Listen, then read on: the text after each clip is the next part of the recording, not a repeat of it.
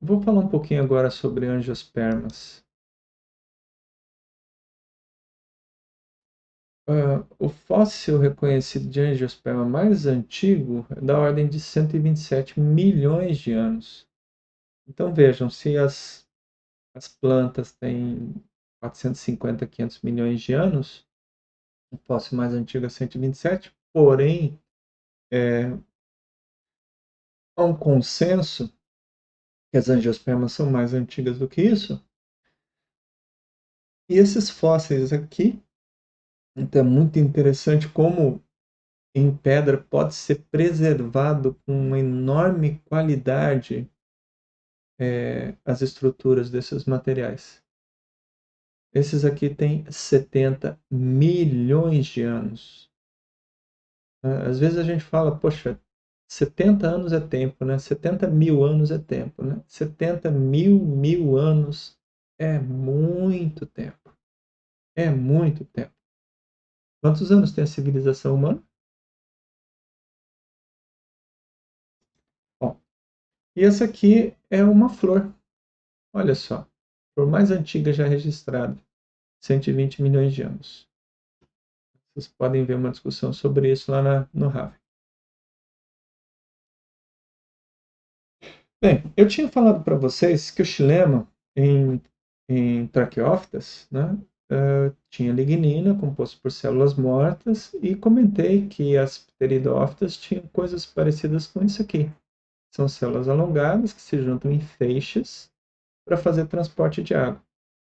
Na evolução para as angiospermas, ocorre um negócio interessante que surgem também, ao invés dessas células alongadas assim, células mais curtas e muito maiores.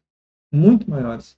Repara que uma célula normal, é, aqui uma fibra, alguma coisa aqui nesse corte, né? Nesse cubo, visto ao microscópio, olha o tamanho dessa região.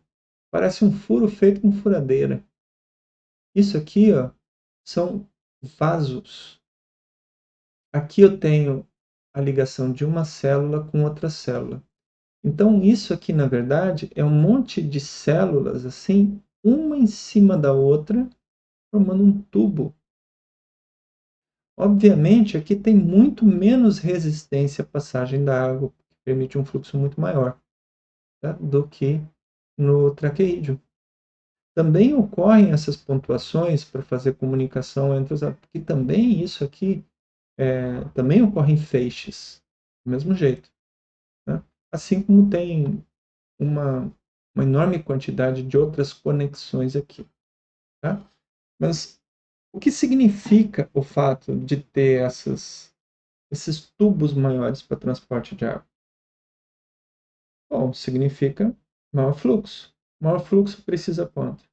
Em condições mais secas, alta produtividade fotossintética. Então, angiospermas são basicamente sempre muito mais produtivas e eficientes do que as outras plantas, porque ao conseguir transportar mais água do solo para as folhas, conseguem ficar com os estômatos abertos mais tempo, fazem mais fotossíntese, crescem mais, geram mais descendentes. Tá? E essencialmente, então, esse tipo de transporte de água, né, os vasos, ocorre em plantas adaptadas em locais mais quentes. Existem, inclusive, algumas gimnospermas e pteridófitas, principalmente as gimnospermas mais evoluídas, como as gnetáleas, já têm esse tipo de vaso. Então, não é uma característica específica, e na natureza nem sempre a distinção de um grupo para outro é tão clara assim. A invenção de chamar isso de grupo é nosso, não foi as plantas que criaram os grupos, nós é que criamos os grupos. Tá? Então, querer colocar as plantas num grupo ou em outro é um interesse nosso, não é delas. Tá? Bom, mas de forma geral, quem tem elemento de vaso são as angiospermas. Bom, uma característica importante também, a gente viu lá atrás, né, que o transporte do grão de pólen nas gimnospermas, nas pteridófitas e mesmo nas briófitas, ele foi evoluindo. Nas briófitas dependia de água, depois dependia de vento, mas sempre muito próximo. E no caso das gimnospermas, aí já consegue fazer um transporte em uma distância maior, inclusive com troca de gametas entre as árvores. Agora, nas angiospermas tem um passo à frente, né? Porque elas fazem uma parceria com diversos tipos de animais para participar do processo de polinização, o que é uma sacada muito legal. As plantas conseguem produzir muito açúcar por causa da fotossíntese. Açúcar é relativamente fácil, basta ter água e luz. Elas conseguem produzir açúcar à vontade. Com isso, elas conseguem atrair animais e formar parcerias. No caso aqui, a gente está vendo alguns animais fazendo polinização, como por exemplo, o mais importante de todos, que é a abelha. Existem alguns polinizadores específicos, que nem o caso da mamangava, no maracujá. É muito importante, né? Existe uma polêmica muito grande com pesticidas, porque estão acabando com as abelhas do planeta, e isso aí vai ser um caos. Abelhas nativas, e tem também, é claro, muitas espécies que a gente não... são espécies nativas e que dependem também de processos que envolvem diferentes tipos de animais. Então, de forma geral, as angiospermas, uma das estratégias de muito sucesso foi, vou dizer assim, a contratação, a cooptação de animais para ajudar no processo. Aqui eu tenho 3 exemplos, mas inclusive um mamífero, né, um morcego, mas existem muitos, muitos. Cacto, aqui é um cactus, né? Estão vendo?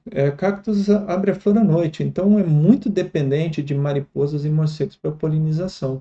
Existem plantas que são totalmente dependentes de polinização por morcego, formigas, etc. E existem grupos de plantas, como é o caso das gramas e capins, né? As gramíneas, que retornaram, digamos assim, para a polinização pelo vento. Essas plantas têm polinização pelo vento, então elas produzem uma quantidade gigantesca de pólen e usam o vento para distribuir, né? Aí que a gente tem também aquela estação do ano que em algumas regiões é bem complicada, que é a estação das alergias. E muita gente tem alergia a pólen. Então, angiospermas, né, que seriam as plantas espermatófitas com flores e frutos, a gente pode dividir em 2 grupos. Nós vamos falar mais sobre isso em anatomia, então agora eu vou ser bem breve para terminar esse assunto. Os 2 grupos aqui, claro, são as dicotiledôneas e as monocotiledôneas, que são bem diferentes entre si.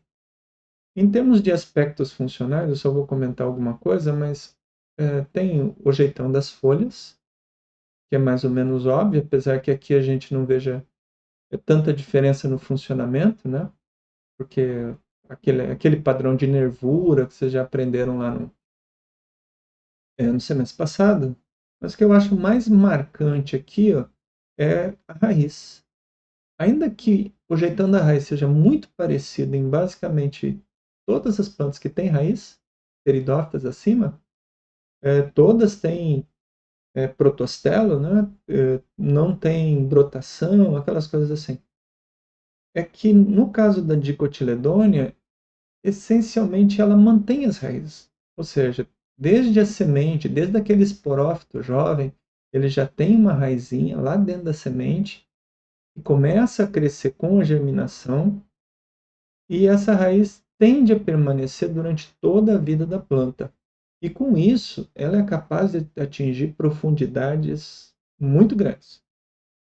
Ela tem raízes com mais de 50 metros de profundidade. Já no caso das monocotiledôneas, mesmo as monocotiledôneas arbóreas, como o caso das palmeiras, as raízes nunca são permanentes. Então, elas são trocadas o tempo inteiro. Não tem raízes permanentes. A gente vai discutir também isso quando a gente falar mais lá de anatomia. Por fim, gente, algumas características que eu não vou comentar muito aqui. De novo, a gente vai comentar mais sobre isso depois. E não pretendo comentar muito aqui sobre flores e frutos, porque a gente vai falar um pouquinho sobre isso lá na frente. Algumas diferenças de monocotiledôneas e dicotiledôneas. Esse aqui eu não vou citar de novo, mas vale a pena lembrar. Monocotiledôneas, de forma geral, quase sempre são múltiplos de 3 as partes florais. Tudo múltiplo de 3. 3, 6, 9. E nas dicotiledôneas, 4 ou 5.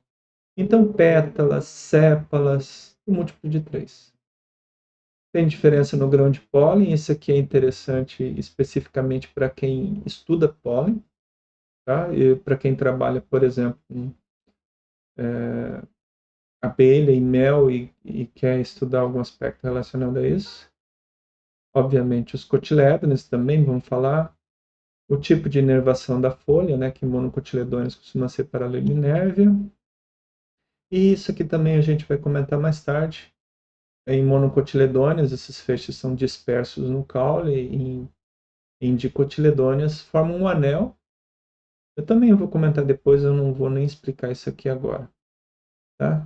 E crescimento secundário em dicotiledônea só está presente nas perenes, tá? Nas espécies lenhosas. Aqui, ó, é só para dar um gostinho do que eu tinha prometido para vocês hoje e eu resolvi mudar, que é sobre os estágios da vida da planta. Então não vou comentar muito sobre isso agora.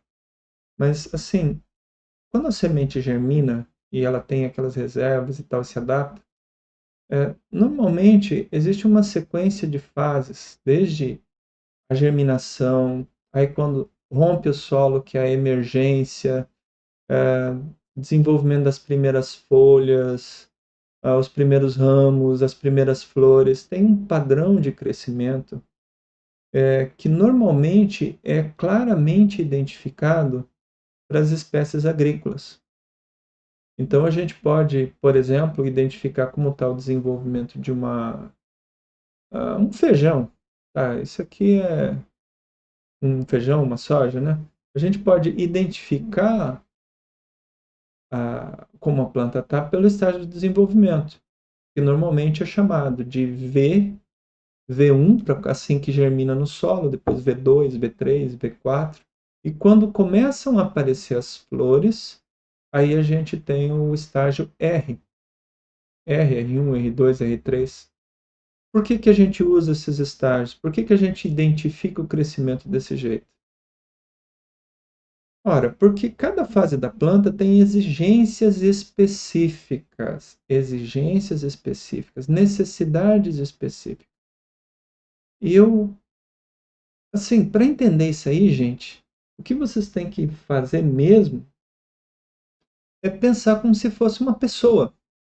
Então, uma pessoa bebê que está começando a conhecer o mundo, que ainda não está adaptada, que ainda não sabe nem comer, tá?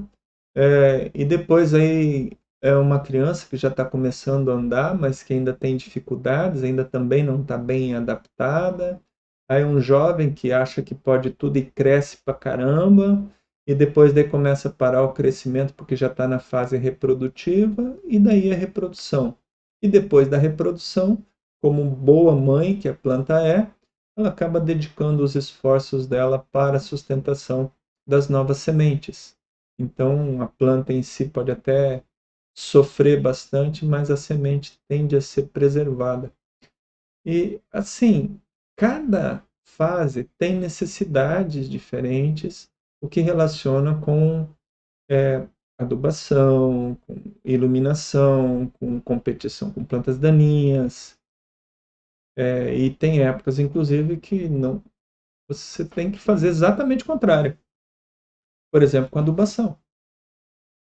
Olha só, aqui a gente está falando de feijão, que é uma planta que não precisa muito de nitrogênio, né? A gente não põe. Mas falando em termos gerais, aqui, mamona, falando em termos gerais, eu vou colocar nitrogênio no início do desenvolvimento, mas quando ela está madura, produzindo os cachos, eu não posso mais dar nitrogênio, porque prejudica esse processo.